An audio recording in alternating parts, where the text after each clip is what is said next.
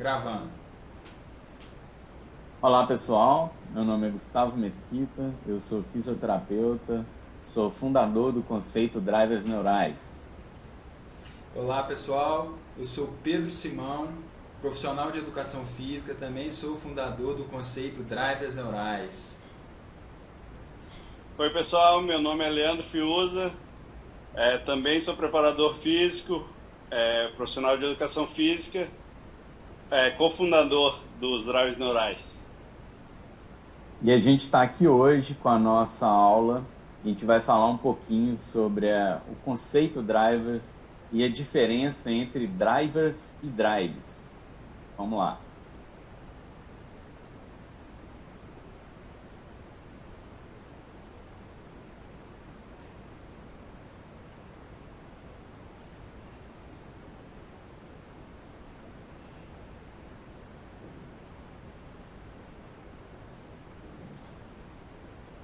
Então aí, iniciando o nosso processo, conceito drivers neurais do movimento.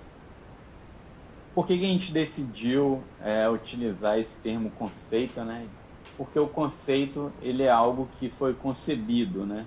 Ele é uma ideia ou uma opinião sobre várias informações. E nós decidimos utilizar esse modelo de conceito ao invés de técnica, porque a gente entende que a técnica ela é algo que deve seguir um sistema cartesiano e o conceito é algo aberto.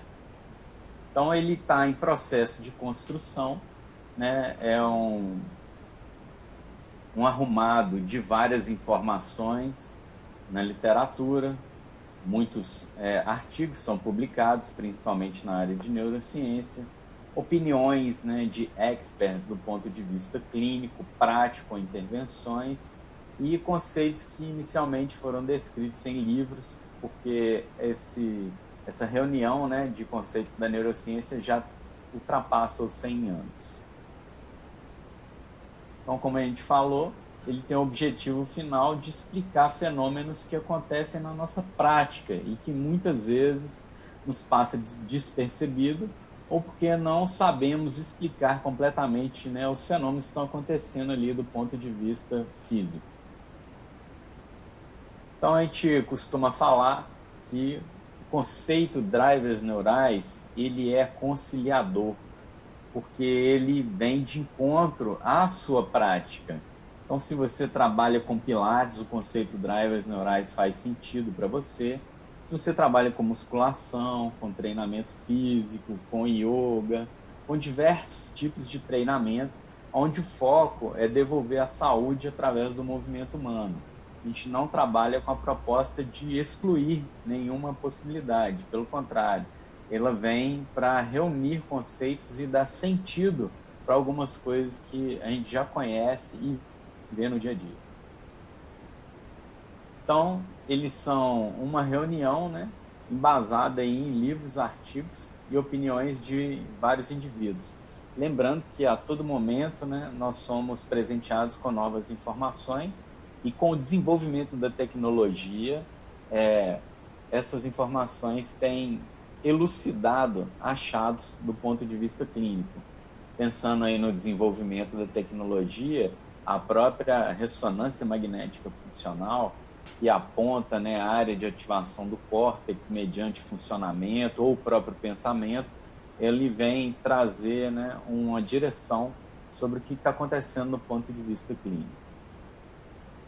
A gente tem um conceito aí que é holístico, né?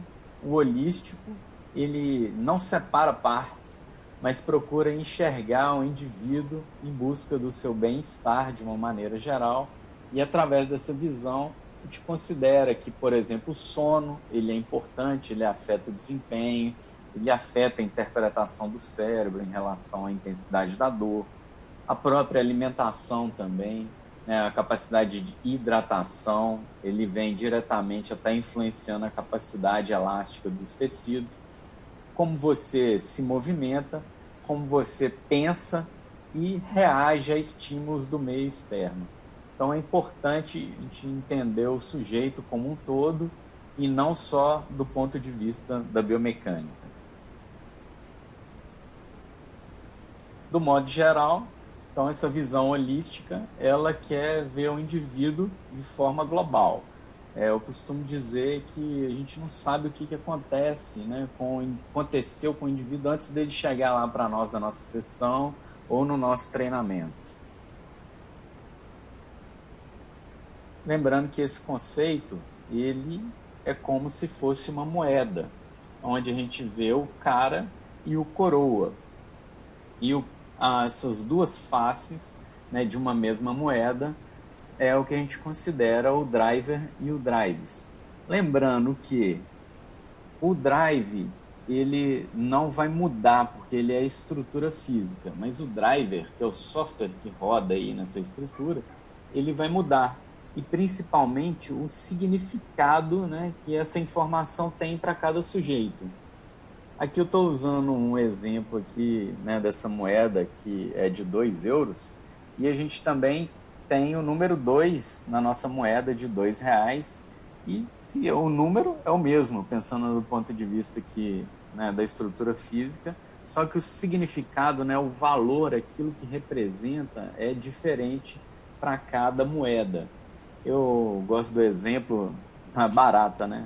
Para muitas pessoas que veem a barata é o mesmo sinal que vai entrar, pode significar uma grande ameaça e a pessoa fica desesperada e subir na mesa, e para outras pessoas aquilo ali não é considerado ameaça e ele não tem aquela interpretação de o mesmo sinal que a barata pode ser identificado como algo agressivo para um indivíduo e pode não significar nada para outro. E aí a gente vai entrar só por uma questão da metodologia, né? Esse conceito de separação, só para ficar fácil, lembrando que são faces da mesma moeda, o hardware e o software. Então, hardware é estrutura física, né?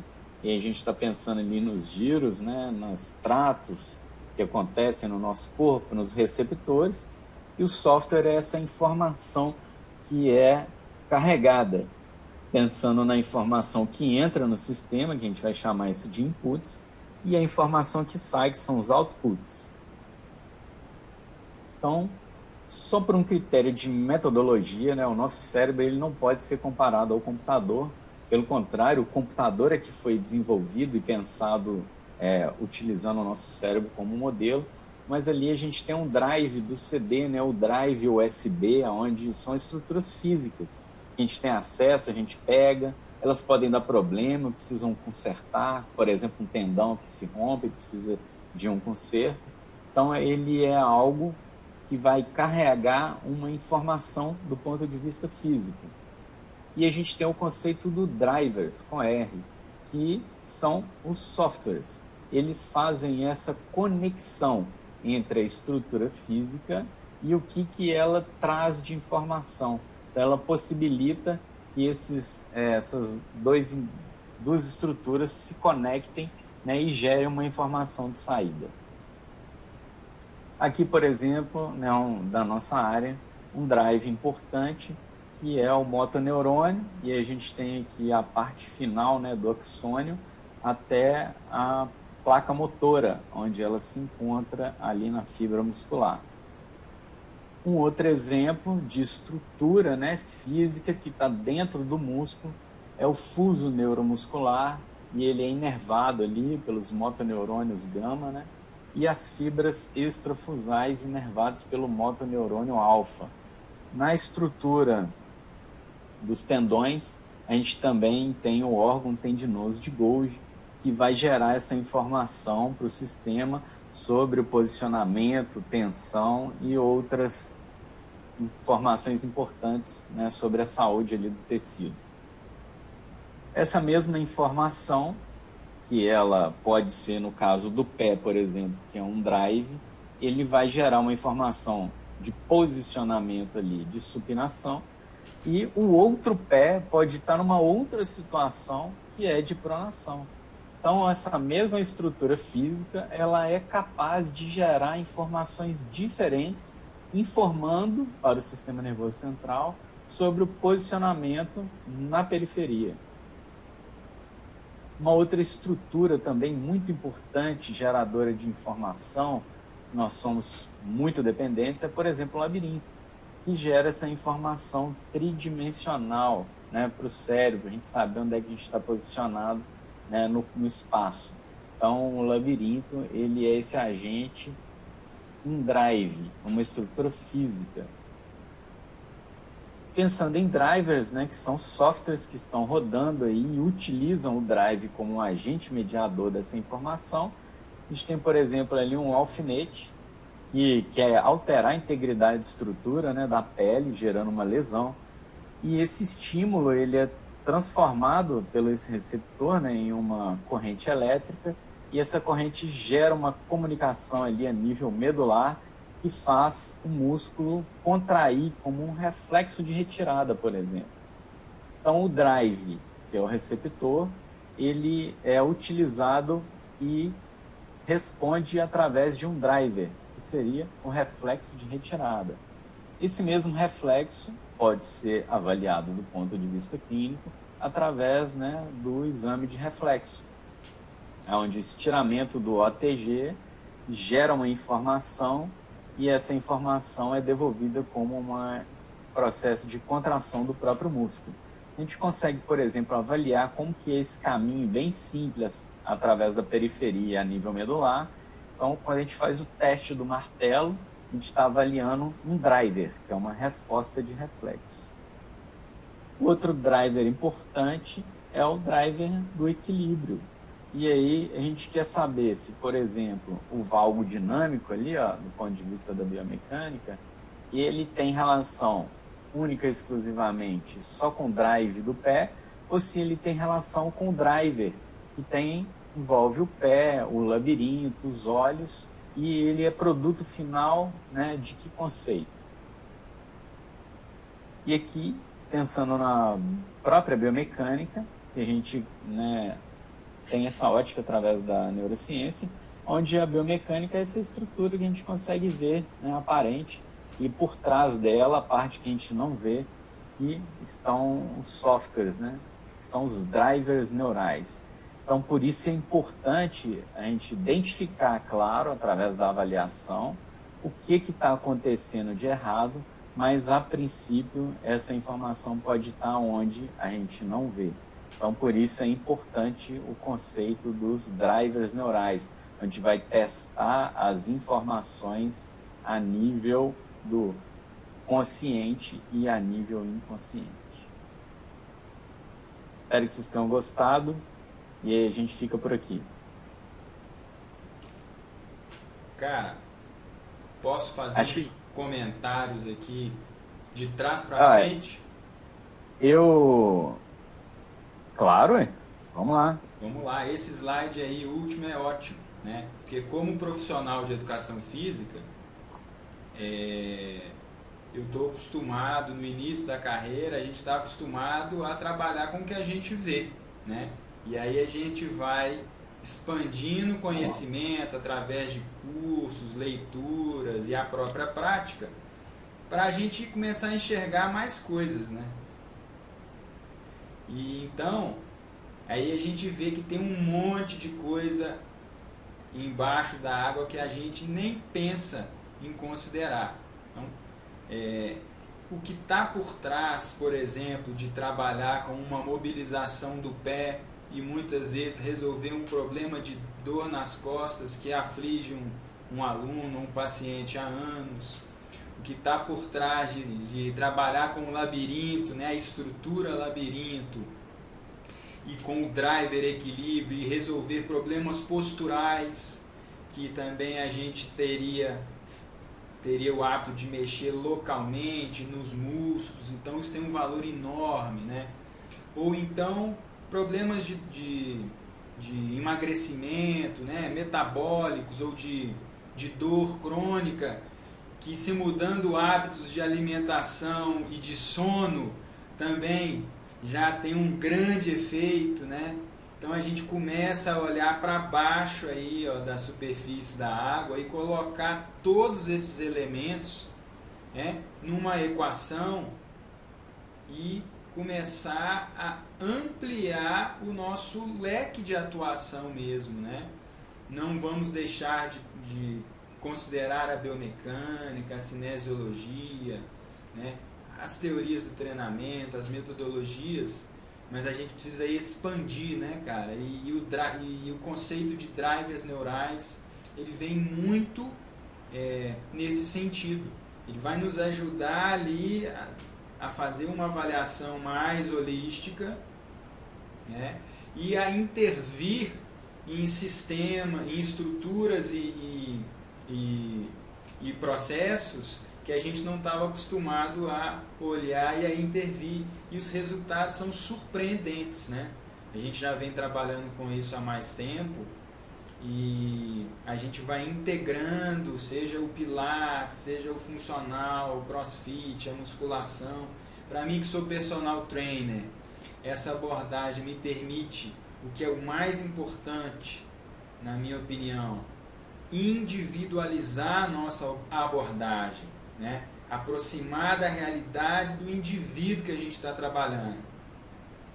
E isso nos permite identificar os possíveis caminhos, né, que vão funcionar para outros vai ter um efeito neutro, e aquele mesmo caminho para uns outros pode ser muito negativo, né?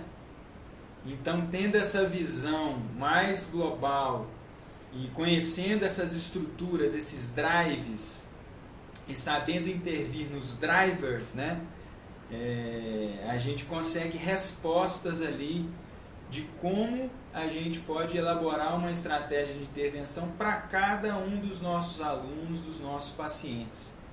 Então, isso para mim é o que é o carro-chefe aí do nosso trabalho, da nossa metodologia, e obviamente a gente está em construção, né, como você mesmo mostrou, mas esse caminho aí, ele é um caminho que abre muitas possibilidades para nós profissionais de educação física, fisioterapia e outros profissionais da saúde, conseguir ter um mapa aí de intervenção mais seguro e eficiente.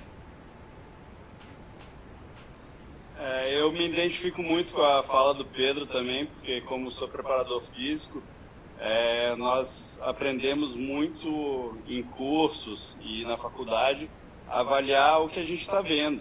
Ali a gente vê, há um valgo dinâmico, por exemplo, né, no joelho, daí tu culpa o pé. Não, o pé está pronado, então por isso o joelho está acompanhando a estrutura, está com desequilíbrio. E a gente vai lá e tenta corrigir a nível local, né? Bota lá uma borrachinha para agachar, uma mini band para agachar afastando os joelhos, por exemplo. Enfim, existem várias estratégias, né, para a gente estar corrigindo uma disfunção biomecânica ali, mas a pergunta que a gente deixa aí, o que a gente quer propor aqui com o DNM é o quê? O que veio primeiro, o ovo ou a galinha? Né? Então, por que está lá o pé, de repente, então, pronado?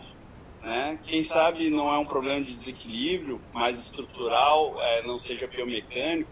Pode ser que o labirinto, os captores oculares, né, a mandíbula tenha a ver com esse desequilíbrio, e a avaliação do DNM é justamente com esse foco, é neuromuscular, né, para a gente entender a origem do problema, né?